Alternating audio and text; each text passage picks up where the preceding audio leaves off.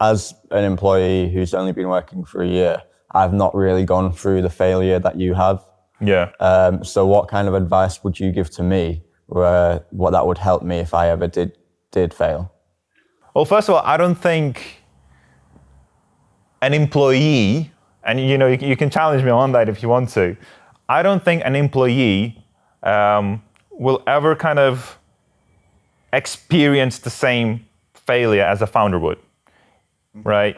Even if we went through the same things, even like if you're in the same company and it's the same type of failure, like I don't think an employee would ever will, nor they should do, because when you're joining as an employee, that's not really what you sign up for, right? You sign up for, I want to help make this happen, but it's different from I'm gonna try to make this happen from the bottom up. Yeah.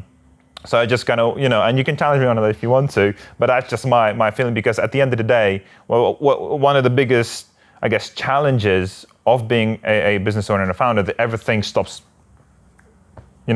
at you, Yeah. right? You're the last piece of the puzzle, right? So if anything goes wrong, you'll turn around to me and say, so what do we do? Yeah. Right? It's always going to be like that, right? But to that point, advice for how to deal with failure and adversity. There's quite a lot that I could go through, but I think I'll point out a couple which I think are the absolute key and that help me the most. And the first one is just always understanding that it too shall pass, right? Because that's the beauty of life, of time, right? Is that whatever happens, you're gonna wake up the next day and the world is gonna go on. Yeah. Nobody's gonna care about you or what happened to you yesterday. It's only how you react to whatever happened and what you're gonna do the next day, right? So when you got your results and stuff like that, right? What I mean by this is that your mentality should be not why this happened, what I'm gonna do. No. Like, it's like, okay, this is the reality right now, right? You never look back. You can reflect, but not look back and try like to see why, and like even why it happened. Like, doesn't really matter. Like, what matters is what's your next 3 to 5 steps as a solution, right?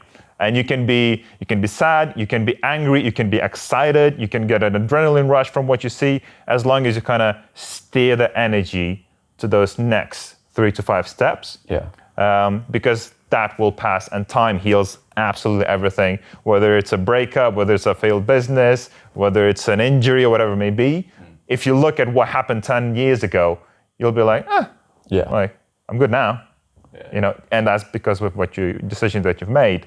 The second thing I would say is understanding that you create your own problems. And what I mean by that is, especially in business, right? And in education for that matter, right? It was your decision to make that, right? Nobody really forced you to do that. At university, maybe you got some pressure to go to university or anything like that, but at the end of the day, it was your decision to go to uni, to study this particular thing, to not study as hard and stuff like that, right? So, I can't go and say, I'm so angry and sad because we don't have this feature, we don't have these clients or whatever it may be, because I created this problem myself. I decided to do a business. I signed up for these struggles, right? Coming back to that quote, success not guaranteed, struggle is. I signed up for this, right? I could have very easily got a simple 9-to-5 job and my problems would be completely different, based on my decision. So if you have that mentality that it's the problems that you create yourself, then there's really like nobody else to blame but yourself. And you always think about that, well, what's the worst that can happen, right? And I guess that leads to the third point is, having that kind of perspective of what is the worst that can happen, right? And there's it has two sides to it, right? So one, I think people that went through adversity and failure, I think have a big advantage, because now you have reference points of how to deal with that, right?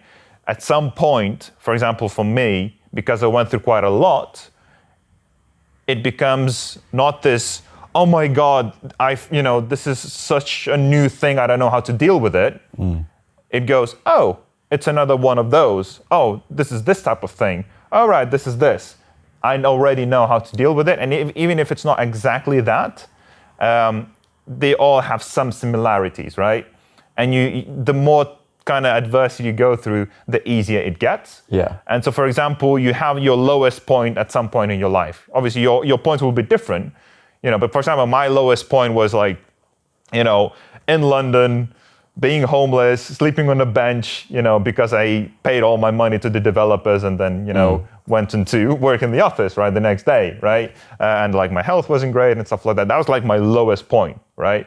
So anything that happens today, right, it's like, is it worse than this? No. Then you're going to be fine.